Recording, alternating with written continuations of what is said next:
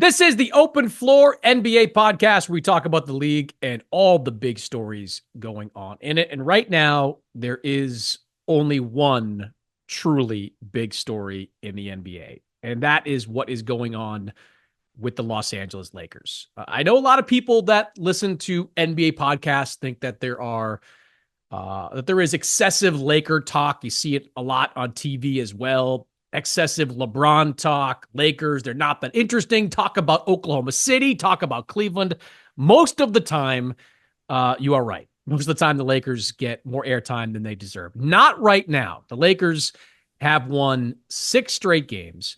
They have won 12 of the last 14. They were 10-2 in the month of February. They have turned into a juggernaut in the aftermath of this trade to acquire Luka Doncic, and they have done it with like 1 or 2 plus defenders in that entire rotation. It's really a remarkable thing to notice. To talk about that and much more, I want to bring in Jovan Buha. Does a great job covering the Lakers over at The Athletic, video podcast over at YouTube, Buha's Block. Man, like, this is wild. Like, it really is one of the more improbable surges that I can remember, because it's not just that the Lakers are winning, Jovan. They're winning with defense. You look at the month of February, they were number 1 in the NBA in defensive efficiency, number 1 in defensive field goal percentage. This is a team that on the wing starts Austin Reeves, Luka Doncic, and LeBron James. Like, this should not be happening. Before we dig into kind of the micro part of all this, on a macro level, what have you thought about what you've seen from the Lakers in the last couple of months? It's been remarkable. To your point, like, this was a group that the first couple months of the season was in the bottom 10 in defense consistently. There were some stretches there. They were in the bottom 5, and it kind of made sense based on the available personnel. They were without Jared Vanderbilt, who I think has played a key role in all this, just coming in and wreaking havoc defensively. But this was not a good defensive team for the first 2 months or so of the season. Then I look at January 15th as a turning point for them. So that they had this comeback against the Miami Heat. They're down 20 plus, and it's looking like their 4th consecutive disappointing loss. They just lost to all 3 Texas teams in a row. It's right after the early January LA wildfires, and they're going through a lot of adversity. JJ Redick just lost his home. Guys have been displaced. And there's just, it's kind of like this sliding doors moment for their season. But they have this significant comeback against the Heat. They win that game. And from that point on, they've gone 18-4, best record in the NBA since that date.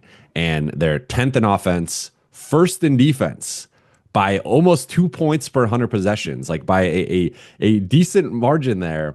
1st in defense and 3rd in net rating behind only the Oklahoma City Thunder and Cleveland Cavaliers. So people that want to talk about those 2 teams, I get it. But the Lakers, we did not expect them to be 3rd in that conversation. And just this stretch, like, even coming out of the All-Star break now, 7 consecutive games allowing 102 points or fewer, which in 2025 is pretty impressive. Like, that's like allowing like 85 points, 20 years ago. So like their defense has really been carrying them. And then offensively, it's been a lot of LeBron and Luka and Austin. But even last night against the Clippers, no Austin Reeves, no Rui Hachimura, and 3rd and 4th respective leading scorers. They don't miss a beat. They just lean more in on Luka, LeBron. Dalton Connect gives them something, and then defensively they're rotating, scrambling, and defending the Clippers, fairly well. So it's been insane to me just to see the level of defense and commitment that JJ Redick has gotten out of this group. And like the Denver game to me was really the one where to hold that group to 100 points, the way that they guarded Jokic, I thought was one of the best defensive game plans and execution I've ever seen against Jokic.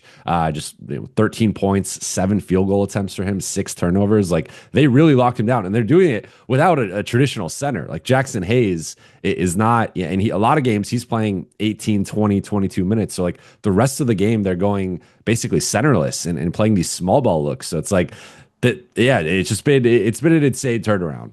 Yeah, they doubled Jokic a lot in that game, and that was something I don't think the Nuggets were expecting. Let's drill down the defense here, because it's just wild, some of these statistics. And Kendrick Perkins was on TV recently talking about how they're kind of giving up the 3. I don't think it's that simple, but I do think they have prioritized the paint, over these last couple of months a lot more than they have the 3-point line. That being said, in February, they were 7th in the NBA in defensive field goal percentage from 3. So they maybe teams were missing a lot of shots, but they were still getting the job done defending the 3-point line. Like what has changed with this team defensively? How are they getting this done? Because I think Vanderbilt has absolutely helped. He's an excellent, versatile defender. I think Dorian Finney-Smith has absolutely helped. Versatile defender. But you're still talking about a bunch of guys that, for the most part, are not plus defenders. One of the reasons that Dallas was willing to move off Luka was that he wasn't a very good defender. I mean, how are they getting this done to the level where they are ranking above teams that have the horses for this? Like, you point to Oklahoma City and say, hey, that team's number one. I get that. You've got Lou Dort. You've got Alex Caruso. You've got Jalen Williams. You've got Shai Gilgeous-Alexander. You've got a bunch of guys in that front court that are versatile. Boston, same thing. Bunch of versatile defenders. You don't have that with this Lakers team. How are they able to rise to the top of the NBA in defense? What are they saying about that? Well, number one, I think JJ Redick and the coaching staff deserve a lot of credit for their game plan, because we've seen them have this success now against, like, they have had an easier stretch of schedule during parts of this 22 games or so, but they beat the Knicks on the road, they beat the Celtics, they beat the Warriors, they beat the Clippers, they beat the Nuggets. So, like, they've beaten some pretty good teams, and a couple of those teams multiple times now. So I think, looking at it, it's been a lot of swarming bigger players. So that in New York, they're swarming Karl Anthony Towns and rotating on the backside. Similar thing with Jokic, of where they're fronting him, had a second guy, and then even sometimes had a third guy. And I think that they've really done a good job of selling out against certain players, and then really zoning up with the other two guys on the weak side in a unique way where, to your point, like, it can create a lot of 3-point opportunities for an opponent, but you got to be able to make that pass. And even seeing a guy like Jokic struggle a little bit with that, and certainly a guy like Karl Anthony Towns struggle with that, I think it's just a brilliant game plan from JJ. And, like, they've also been taking Jackson Hayes off big men and putting him on the weak side. So it's kind of different when like, we often think about positions and, like, this guy has to guard this guy, but it's been, let's put Dorian Finney-Smith or Rui or Vando on these bigs double to kind of take that away. And then when they're trying to make those skip passes, they're trying to make it over a 7-foot Jackson Hayes, who, if there's one thing he can do defensively, it's jump and be long and be athletic. So I think that they've kind of gamed the defensive side of the floor and kind of mucked it up a bit and done some unconventional things that have been pretty effective. I also think LeBron has really stepped up on that end of the floor, and it's night and day to where he was early in the season, because there'd be these clips you'd see of, like, LeBron's the low man. He's supposed to rotate. He's not rotating.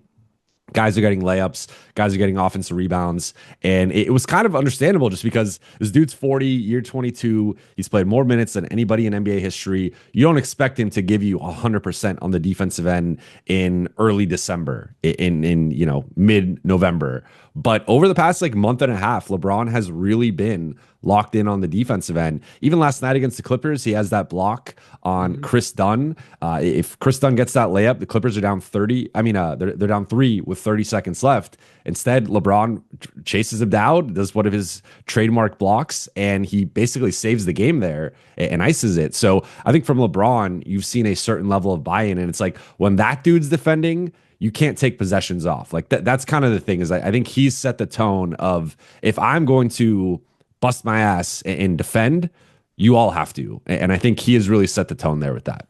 I don't know how he's been able to do it at this level. I mean, JJ talked about how he sat down with LeBron after that Miami blowout, and since then he's been playing at an all defensive team level. And I agree with him. Like, you watch these games night after night. Not only is he the best offensive player on the floor, still the most athletic guy on the floor, which is remarkable at age 40, but he's most of the time the best defender that's out there. And he's always been able to do it in spurts, right? Like, you get to the critical juncture of a game, he can give you all defensive level defense. But over these last 6-8 weeks, it's been every single night. And I agree with you. He's kind of the head of the snake there. When he's defending at age 40 at that level, a lot of times guys kind of fall in line behind that. I'm just wondering, like, is there there a breaking point here? I mean, he is 40 and he continues to do these remarkable things. Like, can he keep up this level of defense? I think that's going to be interesting to watch. And I give, look, JJ deserves a lot of credit. I didn't know what to make of him to start all this. He obviously really wanted this job. He wanted to get into coaching. I thought it was the right decision to surround him with guys like Scott Brooks and Nate McMillan, guys that know the ins and outs of coaching. That was smart, but he's obviously connected with these guys in ways that previous coaches perhaps have not. Like, I keep hearing about the buy-in with the Lakers. Like, what does that buy-in look like? What differentiates what JJ's been able to do with this team that maybe Darvin Ham couldn't do, Frank Vogel couldn't do at the end? Where's the connectivity there?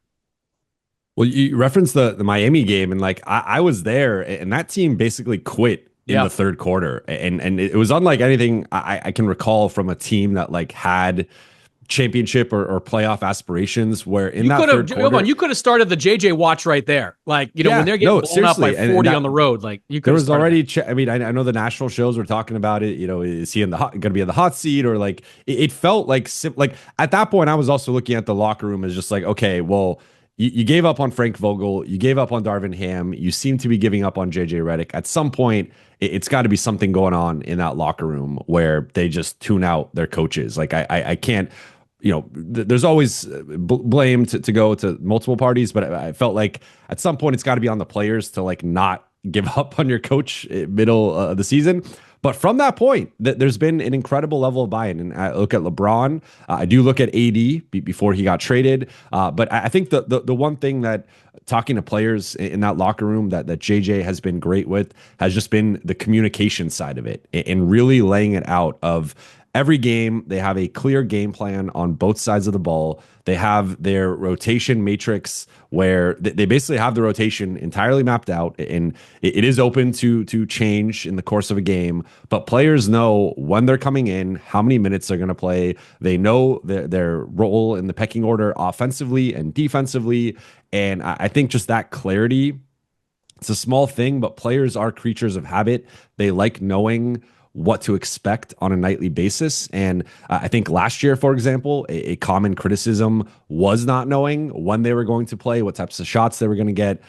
Sometimes the game plan would be one thing in the morning, then by the pregame, it would change. So I feel like just cleaning that part up has been a big thing to get guys in. I also think that there is some type of kind of confirmation bias when you actually see the results. You start to buy in even more. So I think that's been a big thing. Because another, like I look at Rui Hachimura, who's a guy who's been like he's got the physical tools to be a good defender, but it's been an inconsistent defender throughout his career.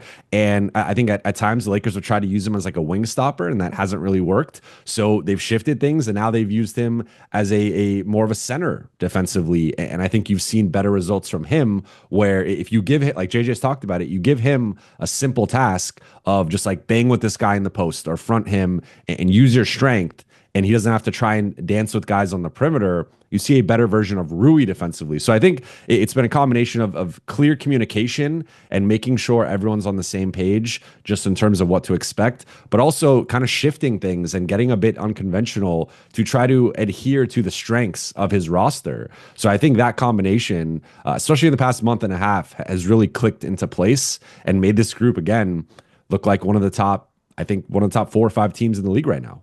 The defensive stuff is remarkable. It's inexplainable. It's just like that they're this good defensively is something else. But even offensively, like they built an entire offense in the preseason, in some ways around Anthony Davis. Like, JJ talked about it over and over again. We want AD to be the focal point of this team's offense. And, for the most part, he was, because he was healthy, prior to that trade for the most part, except for the last couple of games at the end. And now you take AD out and you bring in a player in Luka that is phenomenal, but plays an entirely different style. And somehow they haven't missed a beat really there either. Like how have they been able to kind of hit the ground running with a new player that is so ball dominant like Luka Doncic? It's incredible, and it's like that. I think is actually the most impressive thing that I've taken from this entire stretch is we look at the 22 games, and it's like the beginning of that. You have AD, you have Max Christie, and you have a certain identity. Then you lose AD. They have the Grammy trip. He gets injured in Philadelphia, misses the rest of the trip. Then at the end they end up trading him. But like then you have a stretch there where you keep winning. You beat the Knicks without him, and like they don't really miss a beat there. Then you have this in between stretch where you trade for Luka. You've traded away AD and Max Christie, change your starting lineup. You don't have Luka though, and you continue to win. And then you assimilate Luka, and now you've continued to win. And like they've done it with different styles. And again, mentioning like losing Austin and Rui, that they'd been relatively healthy otherwise. Now they lose a couple starters, and they just continue to win and not. So like they've kind of shape shifted their identity game to game. And again, that's where I give JJ a lot of credit. But with the Luka part, I think the Denver game was the turning point for them, where JJ said after the game, like, Luka is going to be our primary ball handler. It's not going to be LeBron. It's not going to be Austin. The ball is going to run through Luka Doncic. And I think the first few games, it's kind of like being the new kid in school. Like you're trying to get to know everybody. You're not trying to step on any toes. You're trying to just fit in. And as LeBron told him in their first game together, like, we don't want you to fit in. We want you to fit out. We want you to be you. And I think that was a little bit of a process there. Loves that fit out phrase. Kevin Love loved that one.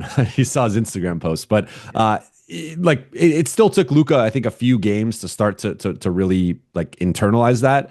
But you saw in that Denver game, like that was trademark Luka. He was hitting the step back threes. He was trash talking the crowd, the Denver bench. He picked up a technical for complaining about a call. Like he looked like Luka.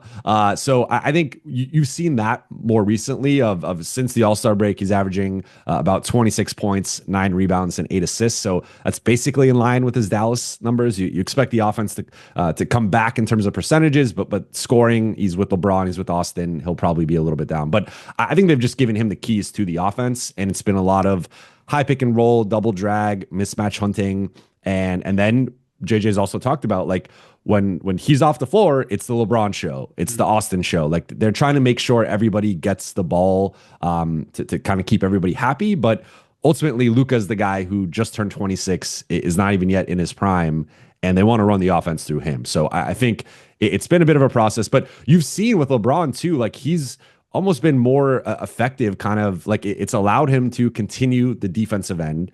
And then offensively, he's able to pick his spots where he can be more of an off-ball guy. Like, I know there's the narrative that LeBron loves having the ball, but like we saw in Miami as a cutter, like he is incredible running in transition, cutting off of the ball. Like he can't do those things. He's just always been better with the ball in his hands. But now he has a guy who's probably better with him or than him with the ball in his hands, at least right now, in a prime Luka.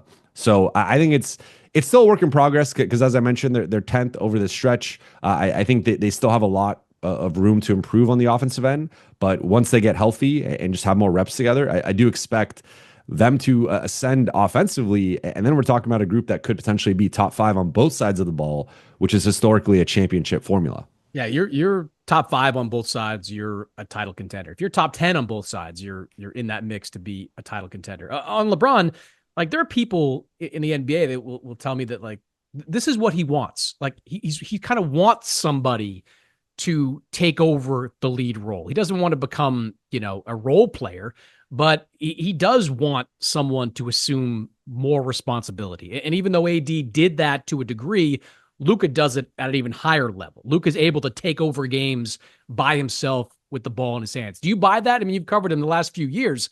Like, do you buy that kind of he's eager to have somebody kind of take on this kind of burden? Yeah. And I would even go back a little bit further and say, like, this is how the Lakers got in the Russell Westbrook mess, was because LeBron wanted someone to help shoulder that offensive load from a ball handling and playmaking perspective. That's how they went down that path. And then from then, or since then rather, he's wanted a DeJounte Murray, a Zach LaVine, a Kyrie Irving to help take on that ball handling and playmaking and shot creation load. So I think that's been a desire of LeBron's for years, and especially post Westbrook, kind of trying to get out of that whole situation. So Austin Reeves, I think, as like, we haven't really talked about him. Like, he's been at I think a borderline all-star level with some of his numbers over the past couple months, basically 20 points, 8 assists, good percentages. Like he's been playing really well. So he's certainly helped in that regard, but Luka's at a different level. I mean, I think Luka steps in and is already arguably the best player LeBron's ever played with, or in that conversation. And I think he just does it at a level that, I mean, LeBron has compared it to himself and said, like, he's a guy I can look at that can do everything I could do basically, and even some things a little bit better. So you don't hear LeBron heap that type of praise on guys typically. So I think Luka's, we're talking about like Levine and some of those guys, like Luka's at a completely different stratosphere than those guys. So I do think this is what he's wanted for a while, and it finally happened. Yeah, and look, I don't know what happened with the Mark Williams deal, whether it's they saw something new in those medicals or they just got cold feet, about a guy that plays less than half of his team's games, for the first few seasons of his career. I can't help but wonder, though, what this team would look like with someone like Mark Williams in the middle. Like if he was healthy, being able to be more of that lob threat, a better version maybe of Jackson Hayes with this team. Do you think they have any regret? Like given the way this team is kind of taken off, do you think there are any regrets from them internally about not finding a way to make it work? Like it seems like they got Dalton Connect back on track, especially that last game. So he's kind of, readjusted to being back with the Lakers. But I mean, they still have kind of a hole in the middle. And not kind of. They do have a hole in the middle that they've got to resolve at some point. You think there are any regrets there about not letting that trade go through?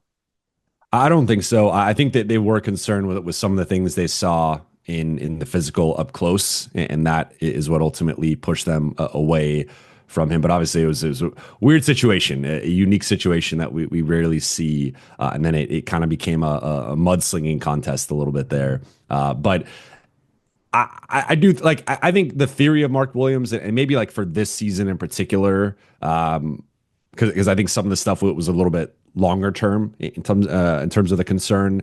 I think of course, like he's a better player than Jackson Hayes. I think he would help them. But I think the one thing with not making that move is they are well positioned now in the offseason to potentially take a bigger swing. They got about $40 million in expiring contracts between Rui Hachimura, Maxi Kleber, and Gabe Vincent. They still have that pick. They still have the swap. And they're actually gaining access to another swap once the 2025 NBA draft concludes. By the way, Maxi Kleber coming back, and I assume that's a thing. That's a difference maker. He becomes their best big man, and we've seen him in the playoffs before. Like he can make a 3-point shot. He knows how to play opposite Luka. Like that's a guy that can make a difference in the postseason. And I've heard there's some optimism that he could be returning before the end of the regular season. His timeline right now is about like early April. So I think it just comes down to like how quickly can he acclimate and look like himself? Because we know when guys miss 2+ months, like it isn't just throw them out there and they look exactly like themselves. And he's also now new system, new offense, new team. Maybe 2 weeks leading into the postseason. So that's going to be a lot for him to kind of try to navigate. But I think to your point, like he's got the reps with Luka and Dorian Finney-Smith in big moments. He's been part of a team that's made the finals, made the conference finals, and played a rotation role there. So I think he'd be a big boost. And he fits into their small ball identity of spacing the floor and switching across every position. So like I think that could be a sneaky addition a couple weeks or so before the regular season ends. So are we recalibrating our expectations for this team? Because like a month and a half ago, it sure seemed like getting out of the play-in mix would be a successful season. Even after the trade deadline, the immediate aftermath was, all right, this is a long-term play. Whatever happens this season, happens this season. Now you've got them up there, top 4 in the Western Conference standings, playing elite level defense. Are we recalibrating those expectations? Because I do think that, look, when Doug Christie took over in Sacramento, not to make it this is not an apples to apples comparison, but when Doug Christie took over in Sacramento, like he changed the way they did things, and it took teams a little bit of time to kind of catch up and figure out like how the Kings were going to play offensively, defensively with a new coach in that mix. I do think the Lakers are obviously playing a very different style of basketball than they did prior to the Anthony Davis trade. And look, I was texting with some people in and around Denver after that game, and they were like, "Yeah, try that shit again." Like, the same that same kind of mindset. Like, we'll be ready next time is kind of what I was hearing from people down there. And I look, I do think there's at least a kernel of truth to that. That like once teams kind of dig into what the Lakers are doing, how they're defending with this group, that there are going to be adjustments made. So, are we recalibrating expectations here? Are we looking at the Lakers as a team that could and should threaten a team like Oklahoma City and whoever else is going to be above them at the end of the season? I think so. I think so. Now, I want to see more of a sample size here because they have the third toughest remaining strength of schedule, and they have a brutal stretch coming up here. Where I mean, just this week, it's the Knicks on Thursday, it's the Celtics on Saturday. Then the following week, they have a back-to-back at Milwaukee, at Denver. And then that kicks off a stretch where they play 6 games in 8 days with 3 consecutive sets of back-to-backs, including 2 back-to-backs against Milwaukee and Denver, specifically in tandem. So, like, and you're talking, by the way, you're talking about teams that are motivated to play them now. Like the Celtics got their teeth kicked in on Christmas. Denver, like I just mentioned there, I think they're ready for round 2 of the new look Lakers. Yeah, you're right. This is going to be a really interesting stretch. The Knicks are going to be motivated. Milwaukee, you got the Darvin Ham revenge situation. And then like they have a little bit of a break to close the month. And then they go to, at OKC twice and then at Dallas, which is going to be like the biggest game of the season, just given the whole Luka fallout. So I think we'll have a better read on where they truly are in early to mid-April. But based on how they're playing, it's hard for me to look at anyone in the West outside of OKC, who I do think should be on a tier of their own. They, to me, are the clear favorites to come out of the West. And then I think Denver, I'd like to see at least one more matchup. If not, they play them twice, a couple more times and see how they truly match up. Because the one thing, like, people focused on the defense and again, they've been defending at a high level. But to me, the bigger sense of optimism with the Lakers against Denver was like, they scored 123 points and they didn't have that good of a shooting night. I felt like they could have dropped easily 135, 140 with the way that they were generating looks. And Denver could not, like, it changed the geometry of the floor where before it was 80 and LeBron, and usually one of those guys would go off, but they could kind of stop one. With Luka and LeBron, it was like they just don't have the perimeter defenders or the rim protection to stop both of those guys. And it felt like, Luka would be doing his thing. Then, on the other side of the floor is LeBron cutting and like he's doing his thing. So I think it's more so for me.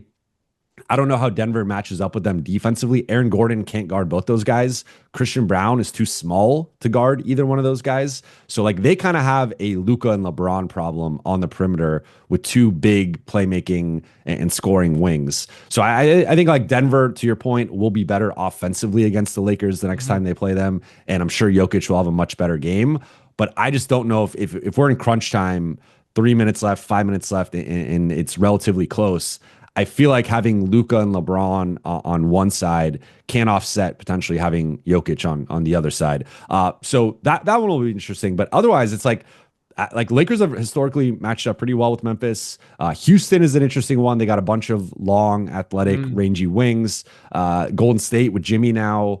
Minnesota, last year obviously made the conference finals. So there are some tough teams in the West, but I think they just beat the Clippers 3 times in the past month. I don't think they're afraid of them. So when looking at like potential first round matchups, I think they're confident they can win at least a round. Then once you're in the second round, if you're in the 2-3 matchup, right, and maybe Denver slips to 4, now all of a sudden Denver and OKC are on the other side of the bracket, and you potentially have a path to the conference finals. So I think it is in the West. I think it's going to come down to matchups and health and momentum and some factors that we don't quite know yet. But I think this group should at least make the second round. And then at that point, it kind of comes down to, is it Denver? Is it okay? Like if they're on the OKC side, I do expect OKC to win that matchup in the second round. But I think they have a shot against Denver. And then against anyone else, I'd probably pick them right now until we see, a month from now where they're at. I think Houston is a potentially messy matchup for them because of those defenders. Like Ahmed Thompson is legit. Dylan Brooks is legit. Jabari Smith is legit. Tari Eason is legit. Like they just send waves of guys that can be big bodies, strong, versatile defenders on Luka and LeBron. They're inexperienced, and we've seen the Lakers take advantage of a team like that before. Memphis a couple of years ago, so that's a decent comp. But that's the one team I'd potentially be worried about. I also, like, speaking of recalibrating, like, if the Lakers get through this stretch and they're still sitting at second in the Western Conference, like, they're not going to catch Oklahoma City, but if they're sitting at second in the Western Conference in like early April, we got to start looking at the JJ Redick Coach of the Year stuff here. Like, I mean, for months, it's kind of been Kenny Atkinson and everyone else. I think JB Bickerstaff has kind of climbed up a little bit as I'm thinking about my own ballot. But if you're number 2 in the Western Conference with like the 3rd or 4th best winning percentage in the NBA off a team that just was completely blown up in midseason, like, you're in that mix. You're getting votes for coach there. Ime Udoka as well is another guy that deserves Coach of the Year votes. Mm-hmm. But like that's wild given where we were at the start of the season to be looking at JJ as a potential Coach of the Year. I mean, the job he's done there has been legit, man. It's been real. I think he should be on some ballots, right? Like, again, to your point, it kind of depends on where they end up finishing. But if you have him second or third behind Kenny Atkinson or in that mix with Bickerstaff and Udoka and whoever else you want to throw in there, like, I think that would check out. Yeah, it's kind of the Kenny Atkinson Invitational right now. And, I think that win over Boston the other night was that was a big one. Another kind of notch on his belt as he kind of locks in that Coach of the Year stuff. Jovan, great stuff, man. Check out Jovan over at The Athletic. Check him out at Buha's Block as well on YouTube. Great to catch up, man. Thanks for joining me. Thank you, Chris. Good to see you.